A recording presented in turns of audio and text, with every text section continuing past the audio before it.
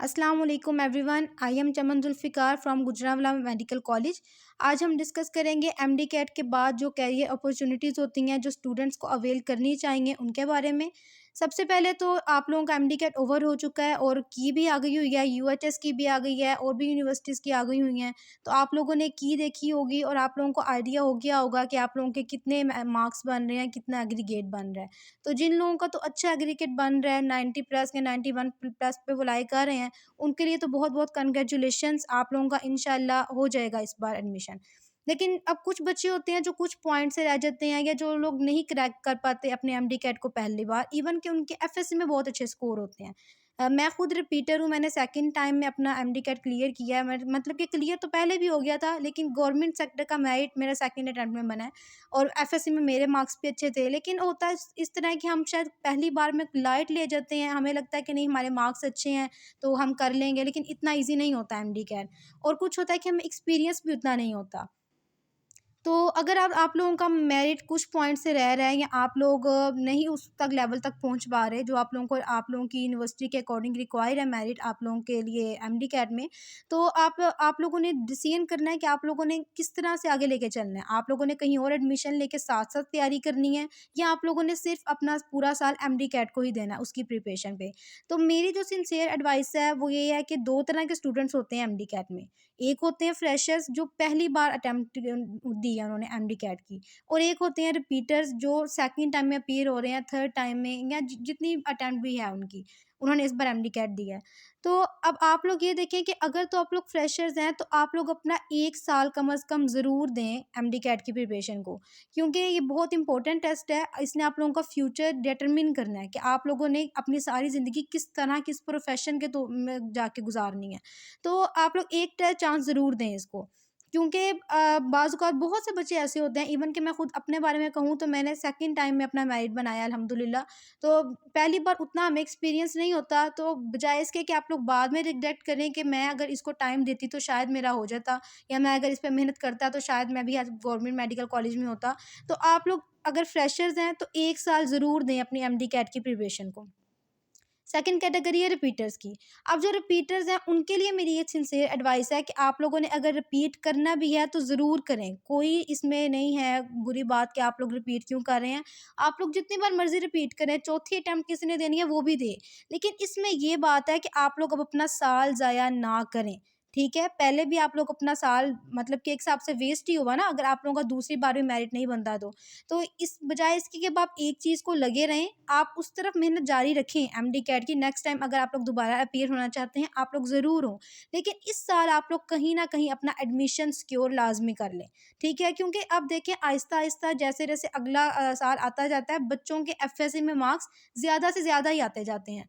तो फिर वो वैल्यू आपकी एफएससी की भी कम होती जाएगी और आप लोगों को जहाँ पे आज फ़ील्ड्स में एडमिशन मिल रहा है, नेक्स्ट टाइम हो सकता है उनका मेरिट भी इससे भी ज़्यादा ऊपर चला जाए।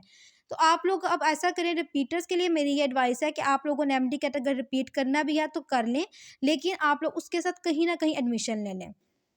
अब हम आ जाते हैं कैरियर अपॉर्चुनिटीज़ पे कि कौन-कौन से कैरियर्स हैं जिनको आप जॉइन कर सकते हैं और जो आपको अच्छी अर्निंग भी दे सकते हैं और मेडिकल की फ़ील्ड से रिलेटेड भी हैं। सबसे पहले अगर मैं जनरल बात करूँ बॉयज़ गर्ल्स दोनों की, तो मैं सबसे पहले है मेडिकल लैबोरेटरी टेक्नोलॉजी। ये बहुत अच्छी फ़ील्ड है, इसमें आप लोगों का एक होल्ड आ जाता है, मतलब कि आप देखें कि अगर डॉक्टर्स भी हैं, उन्होंने किसी चीज़ को डायग्नोज़ करना है, तो उसके ज़रिए उनको उनको लैबोरेटरी का सहारा ज़रूर लेना पड़ता है। टेस्ट तो अब हर डिज़ीज़ की डायग्नोसिस के लिए ज़रूरी हो गए हैं। तो अगर आप लोग मेडिकल लैबोरेटरी टेक्नोलॉजी कर लेते हैं तो अब दोनों साइड्स पे अच्छी है। एक तो आप लोगों का मेडिकल से लिंक भी हो जाता है, मेडिकल की स्टडी से, और दूसरा अर्निंग पॉइंट ऑफ व्यू से भी अच्छी फील्ड है। फिर आती है बीएस ऑनर्स एनेस्थीसियोलॉजी। अब एनेस्थीसियोलॉजिस्ट क्या होते हैं? ये डॉक्टर्स होते हैं, अगर कहीं पे भी सर्जरी हो रही है तो मरीज़ को, पेशेंट को आपने एनेस्थीसिया देना है, वो जो उसको बेहोश करने के लिए देते हैं, तो वो सारा एनेस्थीसियोलॉजिस्ट का काम है। तो ये भी अच्छी फील्ड है।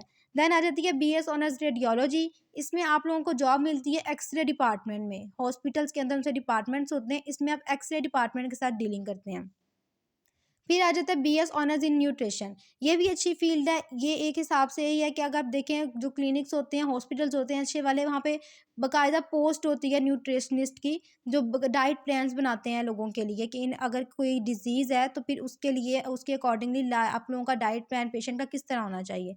और फिर आ जाता है बीएस डेंटल केयर एंड हाइजाइन। एक होता है बीडीएस बैचलर इन डेंटिस्ट्री या बैचलर इन डेंटल सर्जरी। ये उससे ज़रा नीचे है, उससे लेवल नीचे है, क्योंकि बीडीएस तो एमबीबीएस के साथ ही है ना, एक हिसाब से मेडिकल की फील्ड है। ये पढ़ते तो इसमें उसी चीज़ के बारे में है, लेकिन बस इसमें ये है कि ज़रा सा इसका लेवल ज़रा डाउन है। ये BS honours in dental care and hygiene है, पढ़ना आप लोगों ने इसमें भी डेंटल केयर के बारे में ही है। फिर आ जाती है बीएस ऑनर्स इन ऑप्टोमेट्री। ये होते हैं टेक्नोलॉजिस्ट।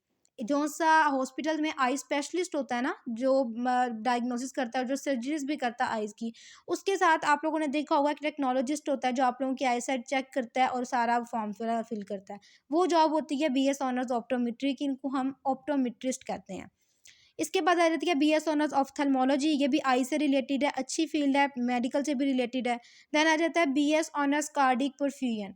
ये होते हैं कार्डियोलॉजिस्ट के साथ, यानी कि एक बड़ा डॉक्टर है ना, स्पेशलिस्ट कार्डियोलॉजिस्ट, उसको इन्होंने हेल्प आउट करना होता है, उसको असिस्ट करवाना होता है। देन आ जाती है बीएस ऑनर्स साइकोलॉजी। साइकोलॉजी भी अच्छी फील्ड है, लेकिन इसमें ये है कि इसमें आप लोग जॉब रेट ज़रा कम है, क्योंकि आप देखें साइकोलॉजिस्ट मेडिसिन नहीं लिख के दे सकते किसी पेशेंट को, वो मेडिसिन प्रिस्क्राइब नहीं कर सकते। उन्होंने क्या करना होता है कि साइकोलॉजिकली ट्रीट करना है किसी पेशेंट को थ्रू देयर सेशंस, उनसे बात करके, उनसे डिस्कशन करके। तो हमारे पाकिस्तान में भी अगर आप देखें तो लोगों को होता है कि हमें जल्द से जल्द ट्रीटमेंट मिले, तो वो इस पर रिलाई नहीं करते। उनको होता है कि हमें मेडिसिन के थ्रू बस ट्रीटमेंट मिल जाए डिजीज़ का, तो वो फिर उस तरफ जाते हैं। लेकिन ऐसे है कि अच्छी फील्ड है, इसके बाद आप लोगों के लिए टीचिंग की अपॉर्चुनिटीज़ होती हैं, एमफिल की अपॉर्चुनिटीज़ होती हैं। नेक्स्ट आ जाता है बीएस ऑनर्स इन डर्माटोलॉजी। ये इतना कॉमन नहीं है और सबसे ज़्यादा बात लोग इसको कंफ्यूज कर देते हैं स्किन स्पेशलिस्ट के साथ। डर्माटोलॉजी अलग फील्ड है, स्किन स्पेशलिस्ट अलग होते हैं। एमबीबीएस के बाद जो बनते हैं स्पेशलाइज करके, वो होते हैं स्किन स्पेशलिस्ट। ये है 4 साल का course BS honours in dermatology, और ये डिफरेंट है उससे। ये पाकिस्तान में सिर्फ 2 यूनिवर्सिटीज़ करा रही हैं गवर्नमेंट लेवल पे। इसके बाद आ जाती है डी फार्मेसी। डी फार्मेसी अगर किसी का इंटरेस्ट है तो वो ज़रूर ज़रूर ज़रूर यहाँ पे अप्लाई करे, अच्छी फील्ड है। इसके बाद आप लोगों को होता है कि आप लोग जॉब अगर आप लोगों को नहीं भी मिलती, आप लोग इंडिपेंडेंट अपनी फार्मेसी बना सकते हो और वहाँ से आपकी अर्निंग होती रहती है। फिर आ जाती है डॉक्टर ऑफ फिजियोथेरापी। इसका पाकिस्तान में मैं कहूँगी कि इतना स्कोप नहीं है, इसका बाहर फॉरेन कंट्रीज़ में ज़्यादा स्कोप है। लेकिन अच्छी फील्ड है, पैरामेडिकल है, रिलेटेड है, लेकिन इसमें है कि अगर आप लोगों ने अर्निंग पॉइंट ऑफ व्यू से सोचना है ना, तो ये इतनी वैल्यूएबल नहीं है। फिर आ जाती है मेडिकल इमेजिंग टेक्नोलॉजी। इसमें आप लोग रिलेट करते हो, जैसे रेडियोग्राफ्स होते हैं, एमआरआई होते हैं, एक्सरे होते हैं, इन सब की जो इमेजिंग टेक्निक से रिलेटेड चीज़ें हैं ना, उनसे डील करते हैं। और एक फील्ड है बीएस ऑनर्स इन नर्सिंग। ये बहुत अच्छी फील्ड है, स्पेशली स्पेशली गर्ल्स के लिए। वो लड़कियां जिन्होंने अपनी फैमिली को सपोर्ट करना है, उनके लिए बेस्ट बेस्ट फील्ड है, क्योंकि इसमें ये होता है कि आप लोग जाते हो और आप लोगों को साथ ही स्टाइपेंड मिलना स्टार्ट हो जाता है। मेरी अपनी बहुत सी फ्रेंड्स कर रही हैं बीएस ऑनर्स इन नर्सिंग, और per month I think 40 to 45,000 stipend मिलता है जाते ही एफएससी के बाद। तो अच्छी फील्ड है। अगर किसी का एमबीबीएस में मेरिट नहीं आ रहा और वो मेडिकल वाली साइड पे रहना चाहते हैं, और घर वालों की तरफ से भी कोई इशू नहीं है, बहुत से लोग होते हैं इनको घर वालों की तरफ से इशू होता है, नर्सिंग को अच्छा नहीं समझा जाता।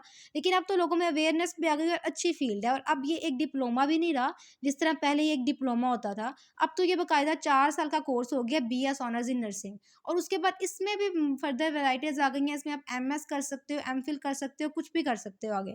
तो बहुत ज़्यादा अपॉर्चुनिटीज़ हैं। मेरी तरफ से यही है कि अगर किसी को घर की तरफ से कोई इशू नहीं है, घर की तरफ से परमिशन है, तो बीएस ऑनर्स नर्सिंग बहुत अच्छी फील्ड है। आप लोगों की अर्निंग साथ ही स्टार्ट हो जाती है और आप लोग वेल डेवलप अपना अपने आप खुद को इस्टेब्लिश कर सकते हो जाते ही।